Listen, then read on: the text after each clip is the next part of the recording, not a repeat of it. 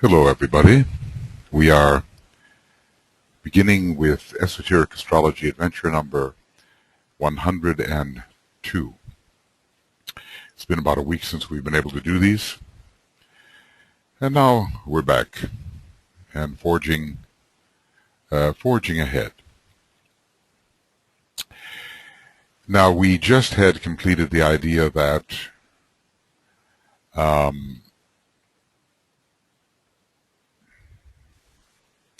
the power of the personality lessens and wanes, whilst that of the soul waxes and grows, and there's much to be learnt from the study of the dual activity, higher and lower, of the etheric body, superdiaphragmatic and subdiaphragmatic, and its relation to and responsiveness to the constellation Gemini. But it is too abstruse for the ordinary student, which we are pretty much, and it is nevertheless an esoteric fact to be borne in mind and will someday be of real service to the astrology of the future when we're dealing with these transfers occurring within the energy of the etheric body. For someday astrology will be lifted up to a higher plane. True interpretation will come, and true healing in all departments of human living through a proper understanding of the available potencies and the energies pouring into the planet at any particular time. Gemini is a sign so much connected with the flows in the etheric body, and I have noticed also connected with the energies used in esoteric healing. The hands are one of those areas of energy transmission which are used particularly in esoteric healing, and Gemini rules them. It rules the etheric body as well. It also rules the breath, in a sense, and all rhythmic pulsation. These are all used in the art of esoteric healing. Now we move on actually to our beginning for this section. We come now to the consideration of the rulers, a consideration of the rulers of this sign, and there is much to be learnt from a study of them. The orthodox ruler is Mercury, who as the messenger of the gods, of the other planets really, or the divine intermediary, carries messages between the poles with speed and light. Mercury is a planet of rapidity. In one sense, it's connected with the third ray, although that is not the conventional ray given when analyzing the nature of Mercury. It's usually considered the fourth ray, but the third, fourth, and fifth, I believe, are all involved in the functioning of this particular planet. The poles, in this case, are the poles of the higher life and of the lower life, or any positive or negative situation. And light is the medium of transmission between these. If we consider the Antakarana is called what? In other parlance, it's called the bridge of light.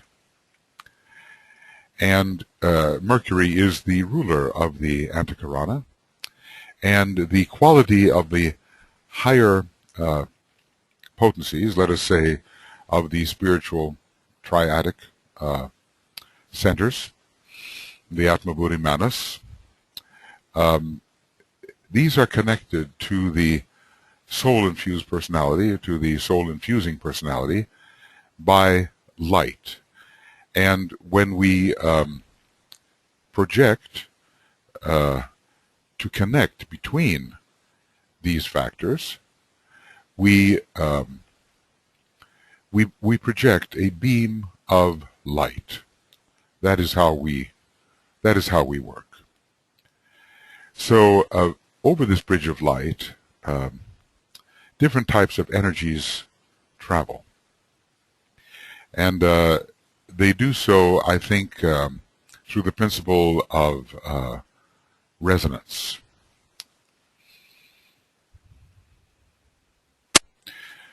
Light itself is of varying frequencies, and these frequencies are transmitted over a bridge with certain fundamental frequencies as their basis. One thinks about the etheric body and the way there are sustaining frequencies which support the structure of the basic etheric body, and through these sustained frequencies, which are structural of the etheric body, there is also the transmission of prana of various frequencies, more fluid. So there are static frequencies, we might say, and mobile frequencies. And the bridge of light perhaps is a more static frequency in matter of a certain kind, largely higher mental matter, a blend of the matter of the fourth subplane and the other subplanes of the mental plane, and increasingly can be found built as well of frequencies which relate to the spiritual triad. And over sustained frequencies, like standing waves, over these sustained frequencies can come the mobile frequencies which are transmitted and which eventually can underlie and substitute themselves for the lower ethers. The higher ethers travel over the bridge of light and substand the lower ethers. It's probably a dynamic that a certain kind of superphysics has to reveal eventually. But we are working constantly in light and with light of varying frequencies, and Mercury allows this transmission of light of various frequencies between each other. Especially in this case, well, it's not only the higher to the lower, in a way it's the lower to the higher. So Mercury, the messenger of the gods, the divine intermediary, thereby showing its relation to the 2-4-6 line, which usually relates to that which passes between fixed points, and the fixed points have more to do with the 1-3-5-7 line. Maybe among them, of course, in a way, there is an intermediary function for the fifth ray as well. The divine intermediary carries messages between the poles with speed and light. We are in a world now where fiber optics are used to transmit communication signals, and some internet networks are fiber optic networks. I think this is on a lower turn of the spiral. This is an analogy to its higher correspondence, where Mercury can work between the higher ethers and the lower, or between the personality of the monad, which is the spiritual triad, and the personality of the soul, which is the normal personality as we understand it. In this most potent and important planet, the idea of duality is again to be found, enhancing and enhanced by the influence of Gemini. Gemini here is the greater God, we must say. Let's see. Oh, right. What I see here is that right. Okay. These few little moments of getting adjusted here after a week away from the process. I'll be right with it soon. Okay. So Gemini, here is the greater of these gods.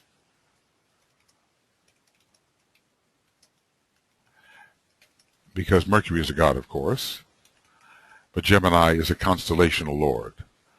So we might say that the lord of the planet Mercury is learning much from the greater experience of the lord of the constellation Gemini.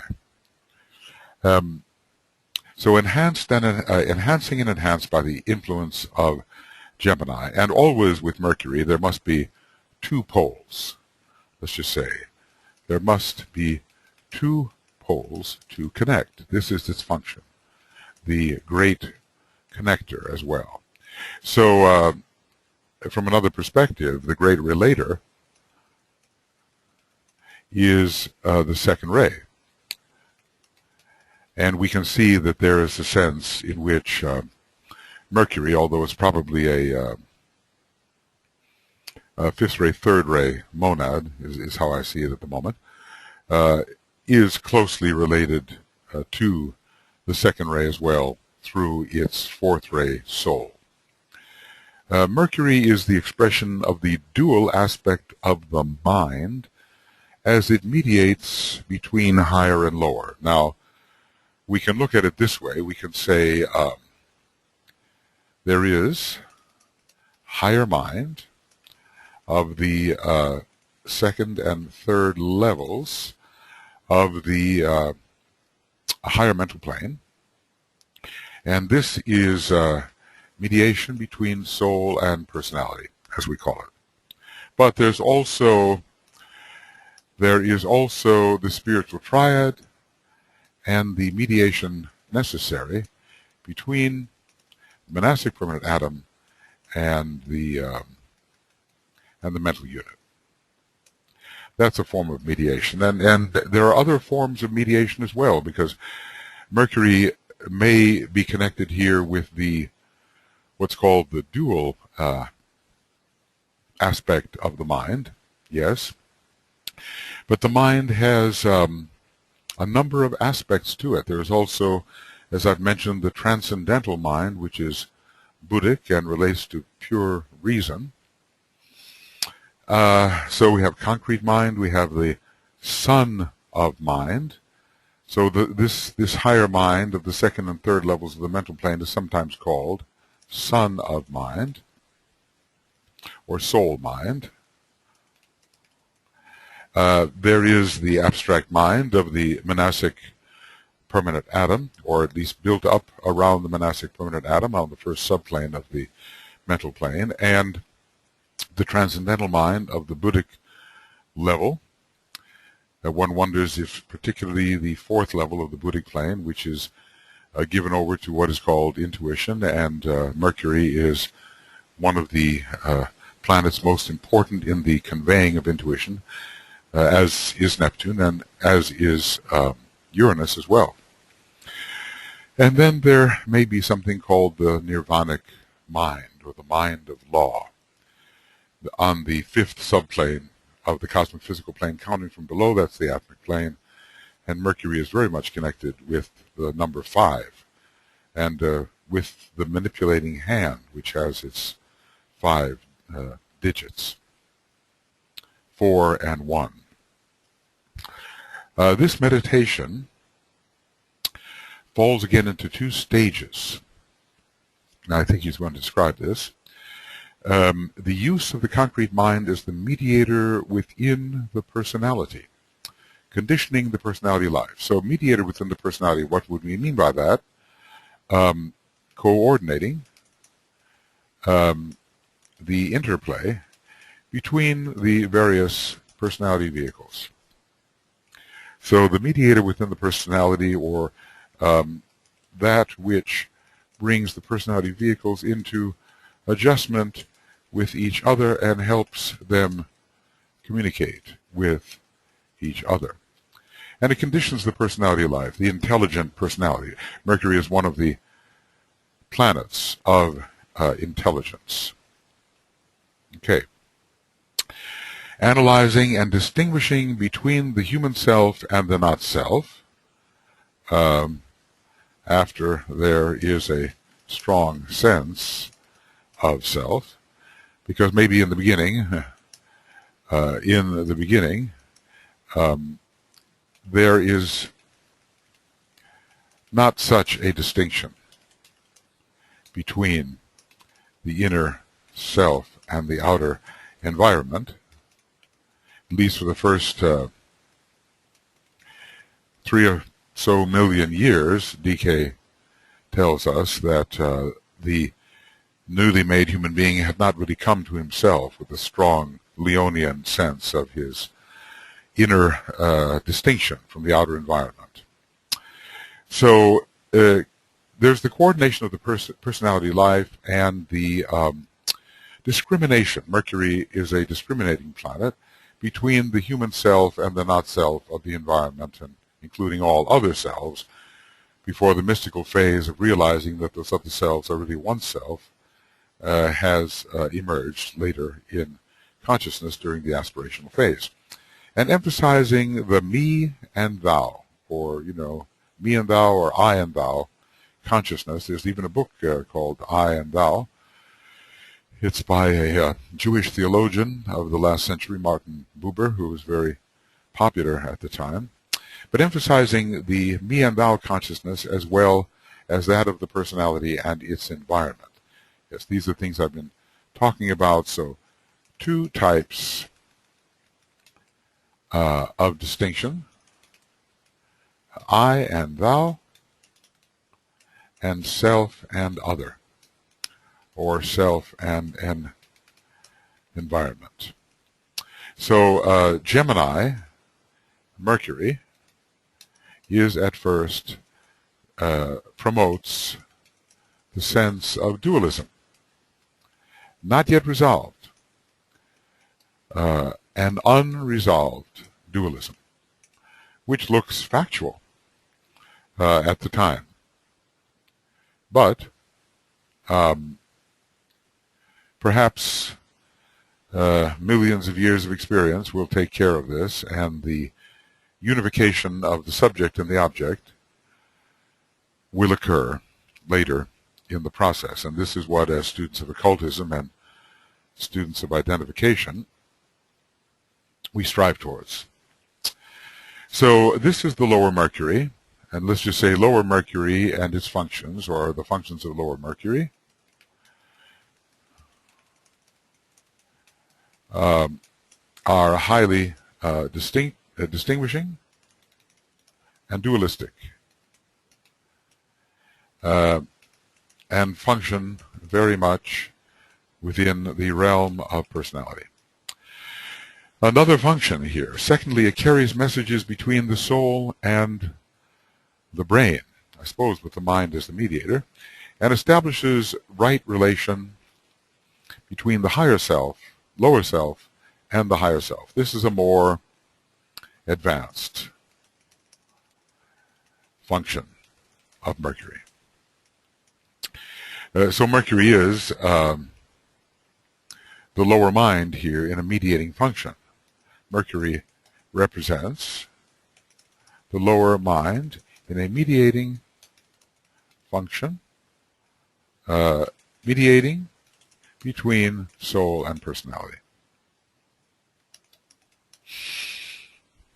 And this is coming to the aid of those who are beginning their meditation.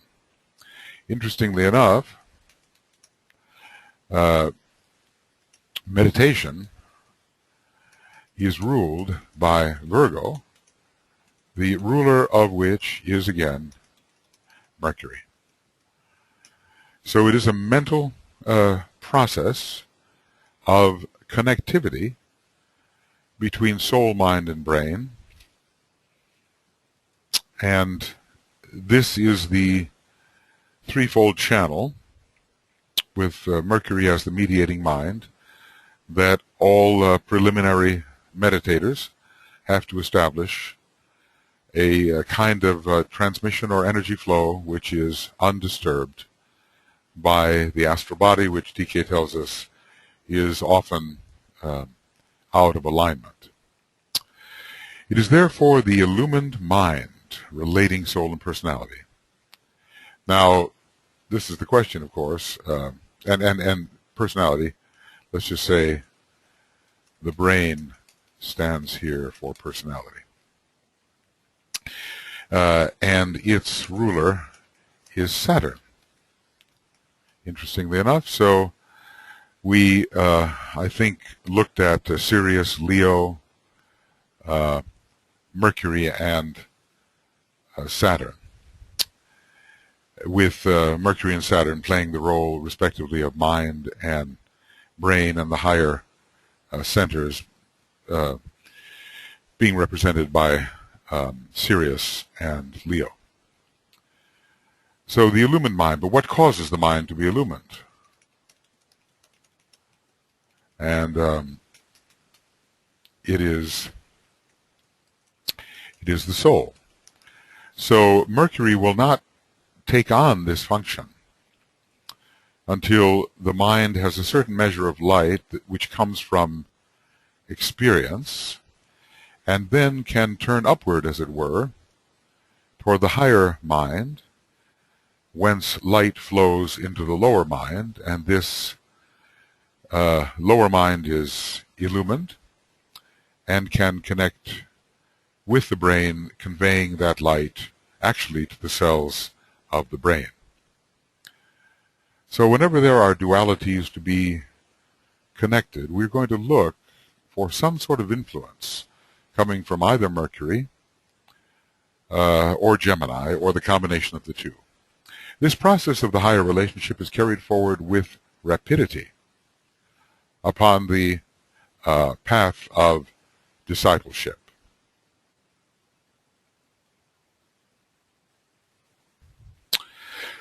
So again, this process of higher relationships, see, there's the normal, well, it's got some vertical elements in it, but it's basically operation within the personality, though there is a verticality to the personality factors.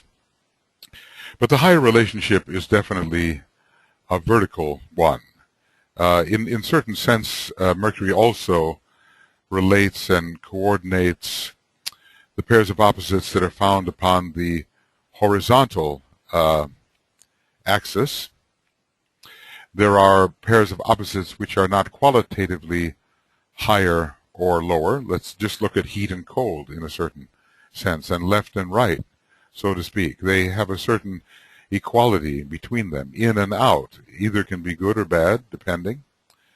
But when it comes to the pairs of opposites on the vertical axis, for instance, soul and personality, or monad and soul and personality, then we have a vertical dimension, and Mercury is involved in ensuring a certain interpenetration, at least, of the lower by the higher. It's, in a way, we sometimes talk of two-way streets in these lines of transmission, but it is hard for the lower vibrations to be raised into higher realms, whereas higher vibrations can substand the lower vibrations. They are, as it were, present within the same space. The substanding, we call this interpenetration. So this process of the higher relationship is carried forward with rapidity upon the path of discipleship. Now, so that's the second aspect. Let's maybe see if we can number these. Yeah, they are already numbered. So the first is within the realm of personality. Okay, the use of the concrete mind, and this is firstly. Okay, so we'll put it like this. Firstly, here, and then secondarily, or second, between the soul and personality. Now we come to a third type of relationship or aspect. There is a third, so let's put this down.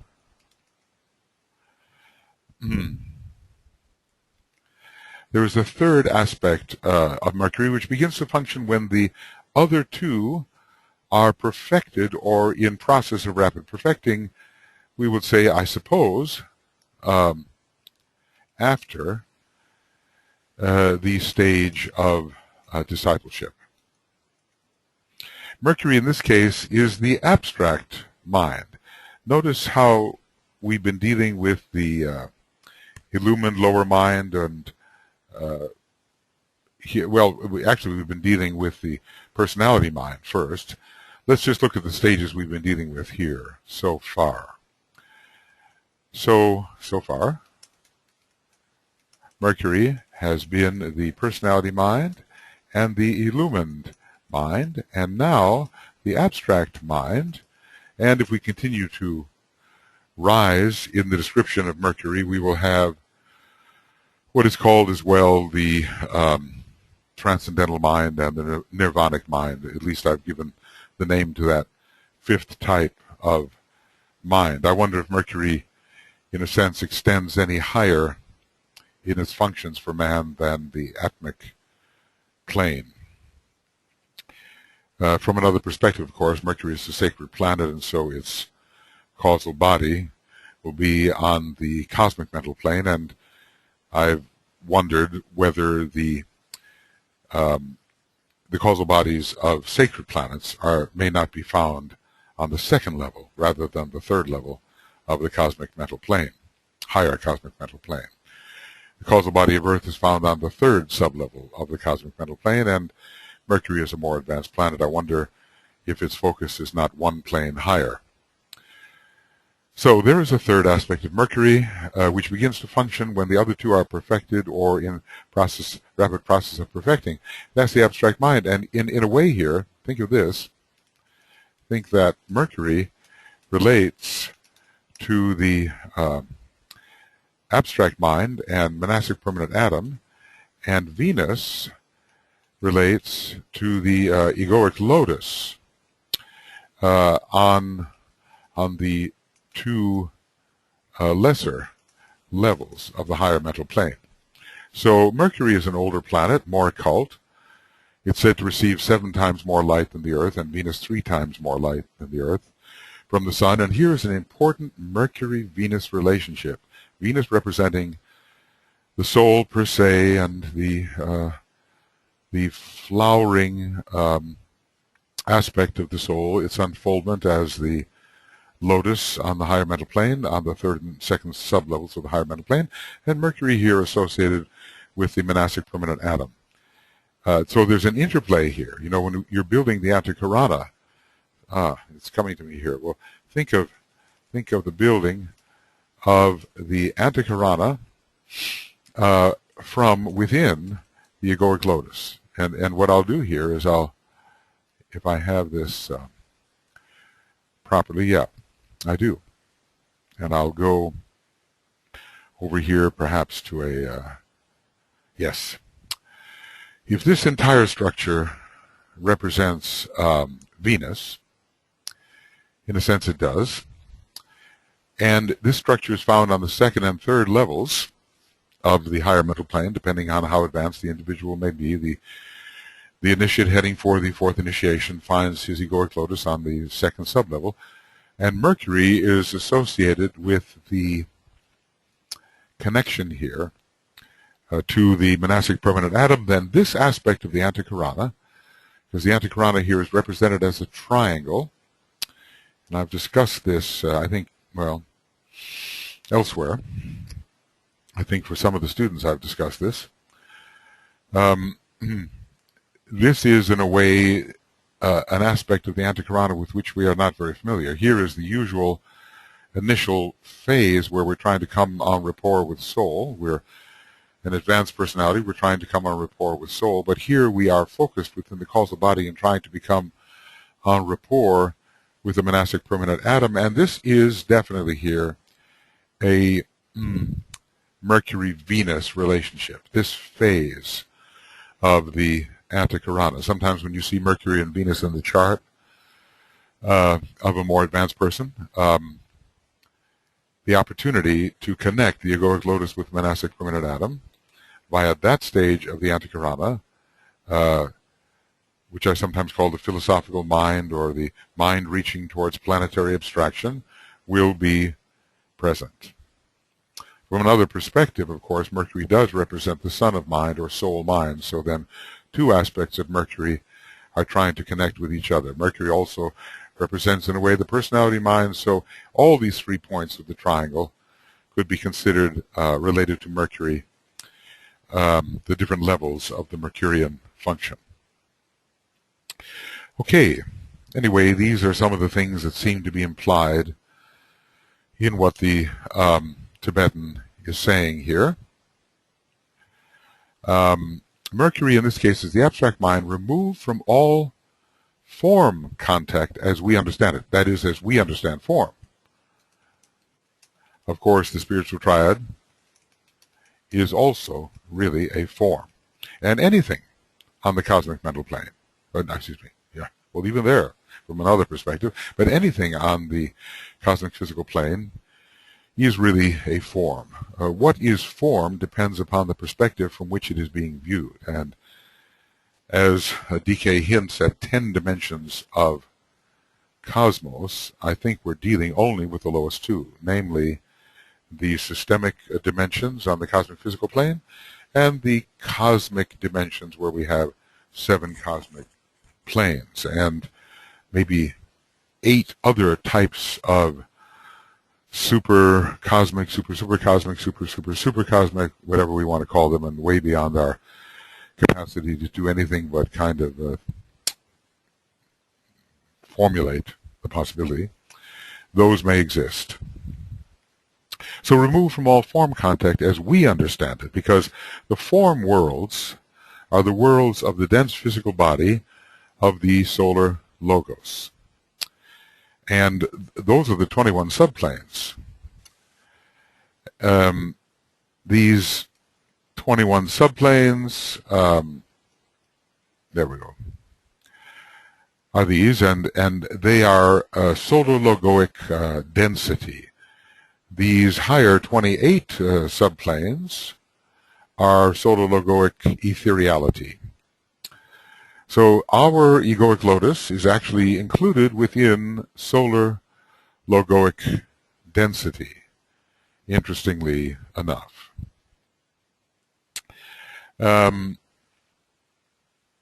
Okay.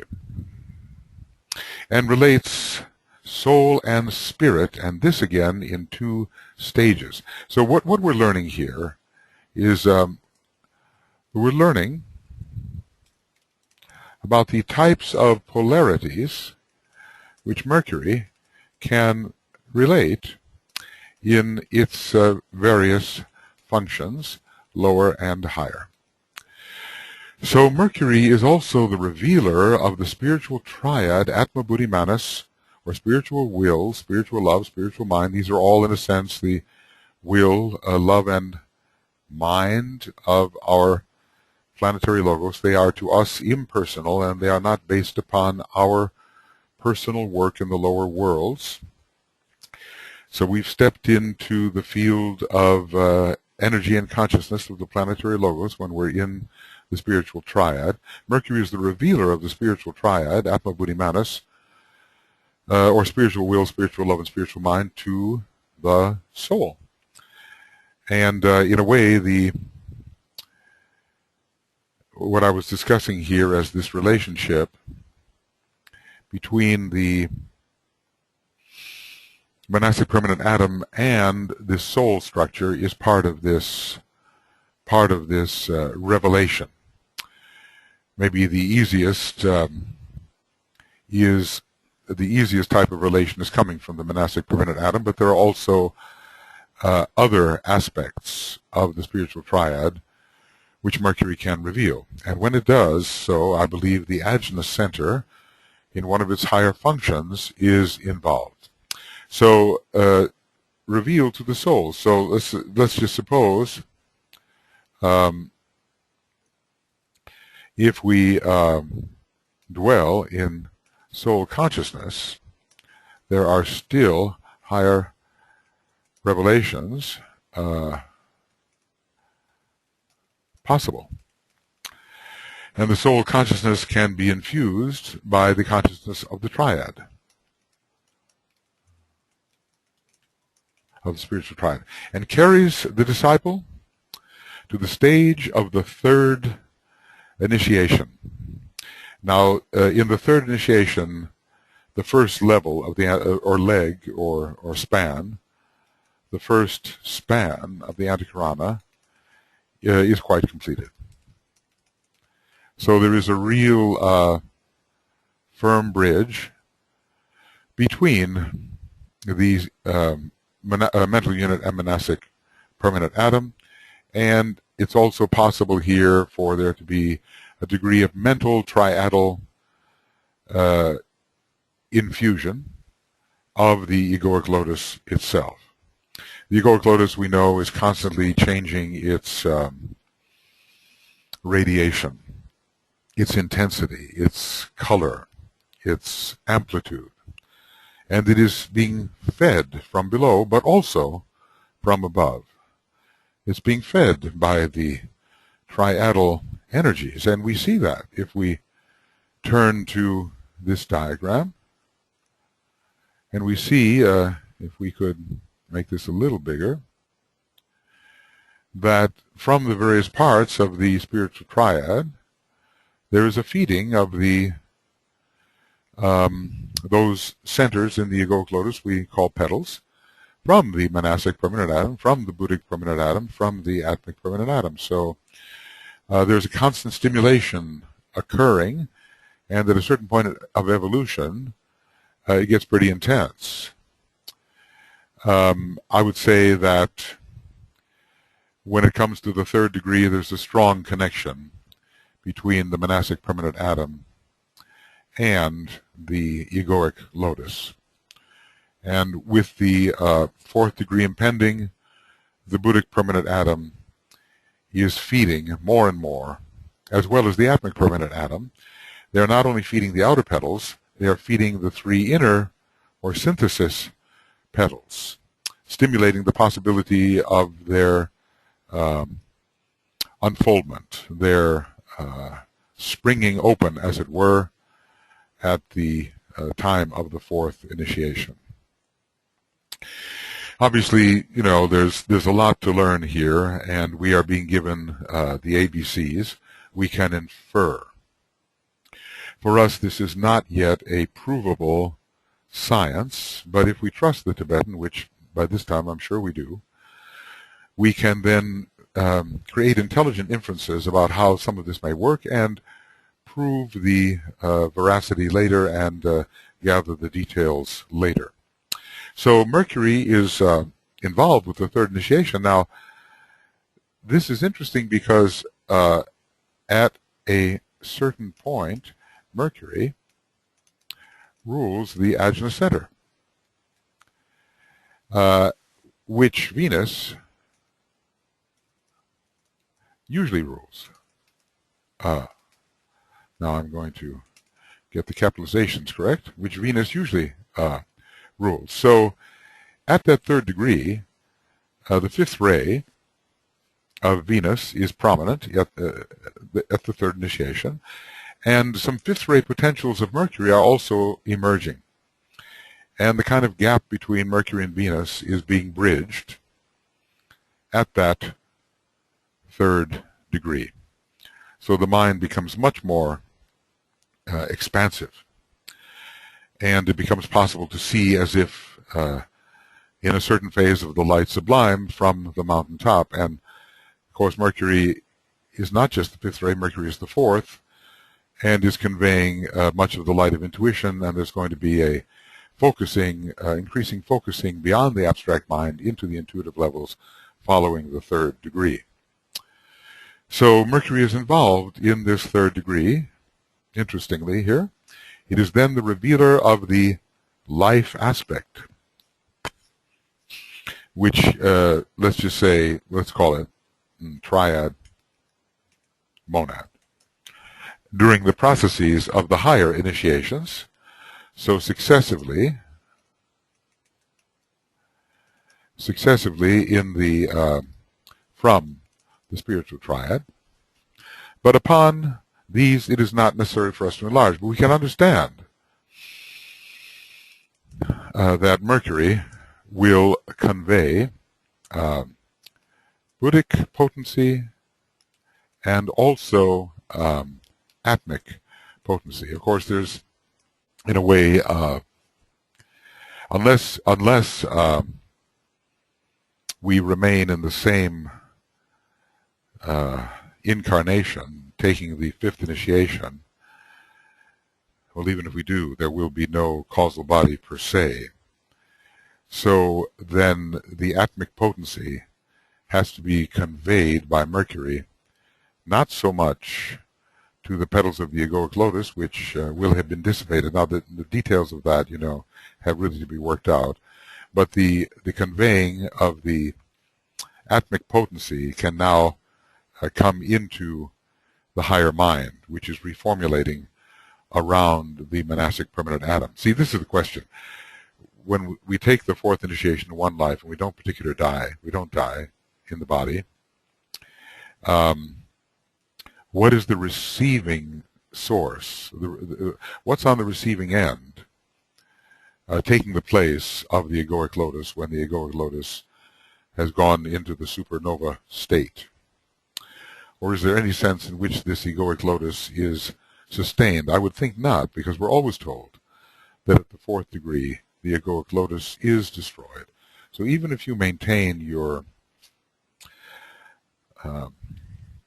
livingness, your personality, and some do, because the fourth and fifth initiation can be taken in the same life, we need a receptor for the atmic energy, which increasingly grows as we approach the fifth initiation. And that receptor will have to be, I think, our own mental triadal vehicle and not the egoic lotus at all. So there is a resonance, I think we can easily see, between the Atma and Manas.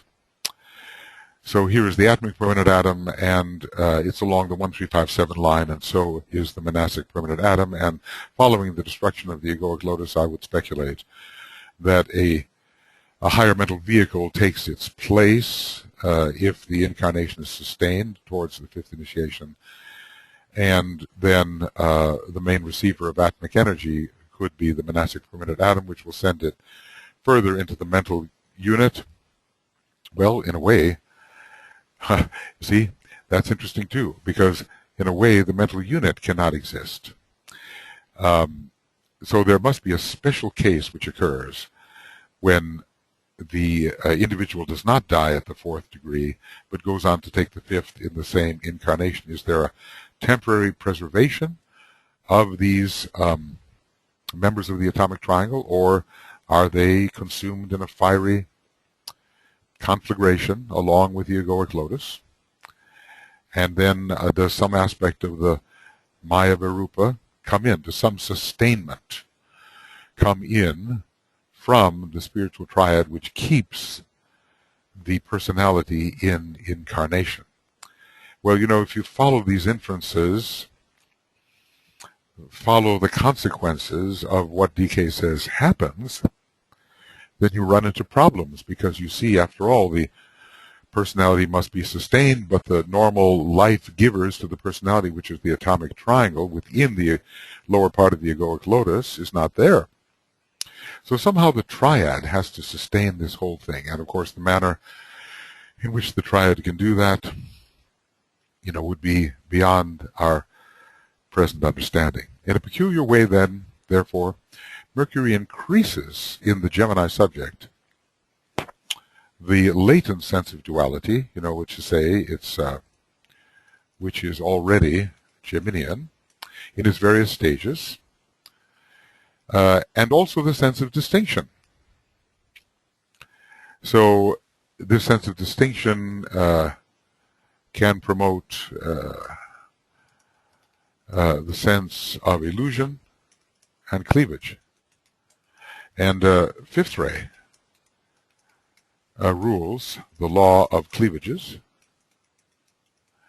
and this demonstrates the fifth ray association with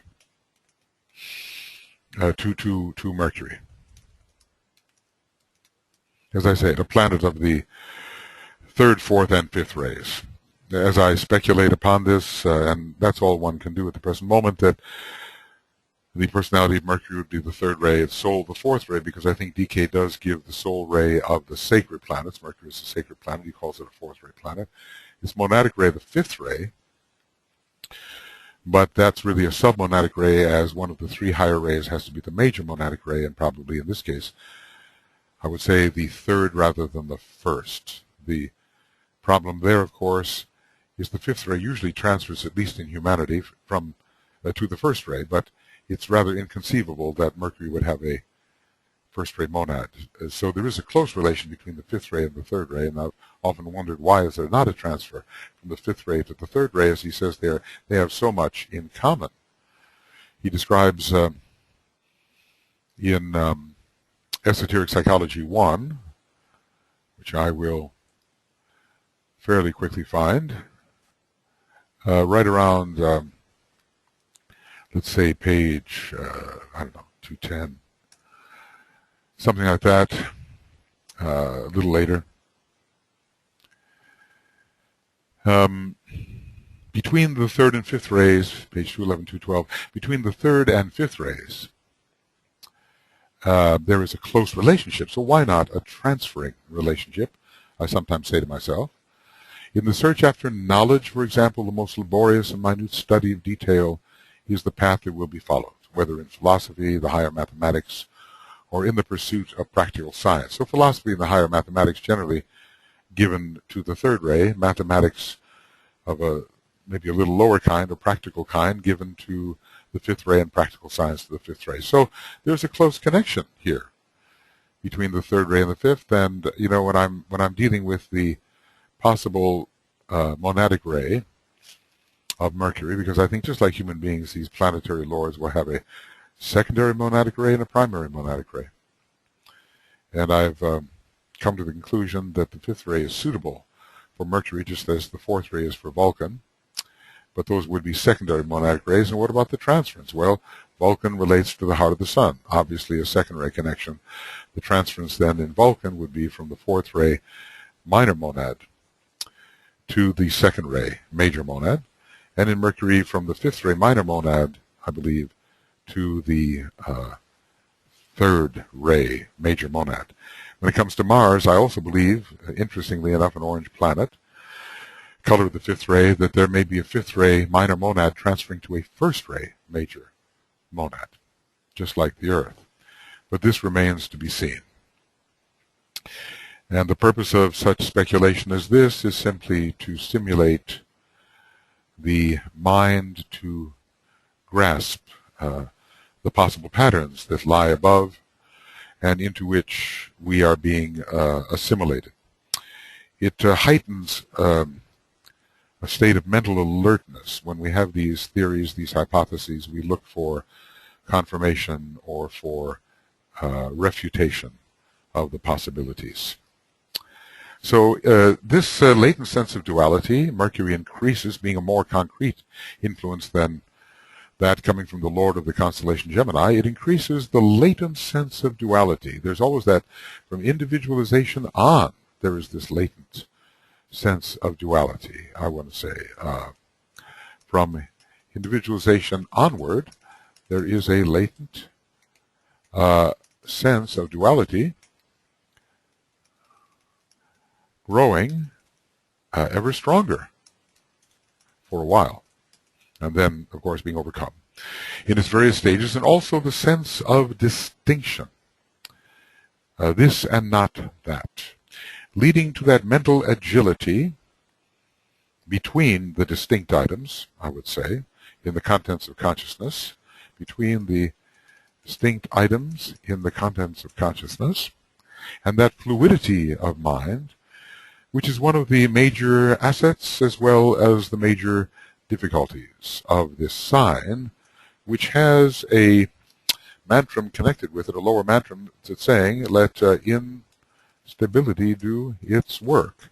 What is that work? You know, exposing people to variety and at least having them not overlook all of this variety.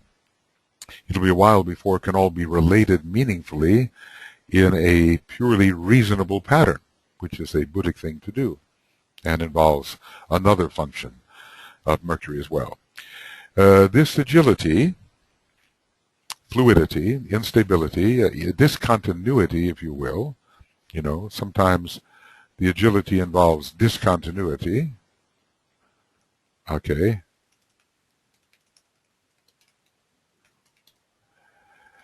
Tenuity has, however, to be rightly understood and handled. Otherwise, we have a situation of unreliability, instability, where there is no planted firmness possible. Of course, the pillars of Gemini give the sense of the possible firmness that can result.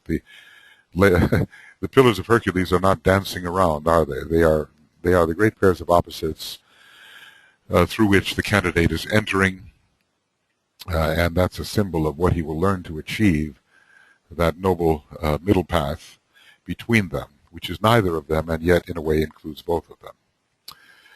So the agility has, however, to be rightly understood and rightly handled. It is the, I don't know, what can I call it, this agility? I call it by a peculiar name. Dance between distinctions. Oh, I'd like to spell it right. So, if you cannot make two things become one, at least you can go between them with speed and with light, with rapidity. If you go fast enough between them, it almost seems as if they're connected. When there is facility of mental approach in any direction and in connection with the many opposites in manifestation, the understanding of the opposites and their interplay. Let's put that down. Of the opposites and their interplay. Remember that Gemini is the light of interplay, but that, we might almost say that Mercury borrows that title from him on a lesser turn of the spiral. When there is facility of mental approach in any direction and in connection with the many opposites in manifestation, you have the emergence of the divine messenger. That is what the divine messenger is showing us, the relation between all things, right, in his true character. Let's say, showing us the relation between all things, and especially the opposites, which can be so difficult for the concrete mind to relate. Okay, you have the emergence of the divine messenger in his true character, able to comprehend extremes. This is so good. Able to comprehend extremes and relate them to each other. And I would just say, if you want to, well, I've said it before, if you want to understand anything, study its opposite, because it clarifies the very thing that you want to understand. Now, of course, DK is a marvelous example of precisely this kind of fluid mind. What a mind, relating with pure reason so many factors found within the contents of consciousness of the planetary logos, the solar logos and beyond, and of course within the human consciousness.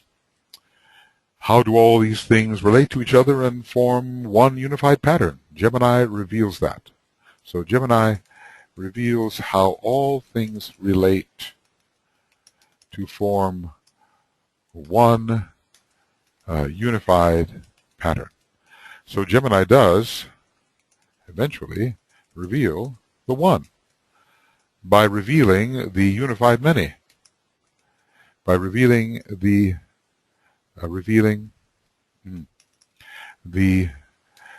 relationships, well, I'll put it like this, relationships existing between the unified many.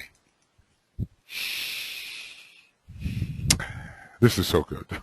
Able to comprehend extremes and relate them divinely to each other. Now, you can also relate these extremes in an illusory manner. And that would be the way humanity often does. They could, unfortunately, be related in an illusory manner. And Mercury is also the god of illusion. So we're talking about a higher and illumined functioning of Mercury to relate things, because many people come up with a world configuration, an idea of how things are. So it's illusory. It's based on wrong relations, wrong connections, fragmentation, and so forth. The unity is not seen, and there is a distortion of perception. And Gemini can be the darkened, concrete mind, creating a theory of this and that, which is not based at all on archetypal reality. So when, I'm going to repeat that because it's so good, when there is facility of mental approach in any direction, and in connection with the many opposites in manifestation, you have the emergence of the divine messenger in his true character, able to comprehend extremes and relate them divinely to each other. Gemini is preeminently the sign of the messenger. And of course, Mercury is called the messenger as well. And Master DK is called the messenger. So we can naturally infer that there's a lot of Gemini in the energy system of Master DK. And look, he chose Alice Bailey, strong Gemini, to be his amanuensis. And those who inherited the Bailey work also had strong Gemini in their chart. Foster Bailey, Mary Bailey, Gemini rising, Gemini sun, respectively. HPB, who was his first amanuensis, working in a different way, was not Gemini, but she had powerful Virgo and powerful Mercury. She had Saturn, Mars, and Mercury, all in Virgo. Exacting, demanding, incisive, analytical, and in the third house by some charts. So Gemini is preeminently the sign of the messenger, and this sign produces many of the messengers of God as they appear down the ages, the revealers of new divine truths. Well, we have Master DK here, don't we? This is MDK. And the intermediaries between the fourth and fifth kingdoms. So it pretty much tells you, if you want to enter the kingdom of souls, which is the fifth, utilize Mercury and Gemini. Because whatever information there is in that fifth kingdom, which needs to be presented to the consciousness of those in the fourth, Mercury and Gemini will bring such information, such energy to the lower consciousness and illumine it. Okay, well, we are coming to the point where I'm going to create, let's see, this is End of Esoteric Astrology Adventure number 102A, and we are on page 354. And the beginning of Esoteric Astrology 102B, starting again on page 354. I like to bring these programs into hour-long units. I don't always succeed. This method of talking about the books, it's a bit spontaneous. I like to keep it that way. Of course, I could study every little thing before, but I don't. I have to rely upon the Mercurian connectivity of my own mind, having studied a lot, relatively a lot in this life, but it's just a drop in the bucket, of course. I have to rely upon an elevated Mercury planet in my own chart to try to make connections, some of which hopefully will reveal the lighted connections, and not be illusory connections that take us off the profitable paths. The purpose here, of course, is to seed the minds of the readers and my own mind with new ideas. So that's, the Aries quality of my Mercury at work. The birthplace of ideas, or at least trying to bring certain ideas and certain connections into the normal consciousness of the reader, so that the kind of connectivity which Mercury offers, the kind of correlating possibilities, emerge for the reader, and the many factors read about or within the contents of consciousness become more closely related in a manner which is illuminative and not simply related in the wrong or illusory manner. So we'll go on here in just a little bit, hopefully. Yes, we'll do that. Okay.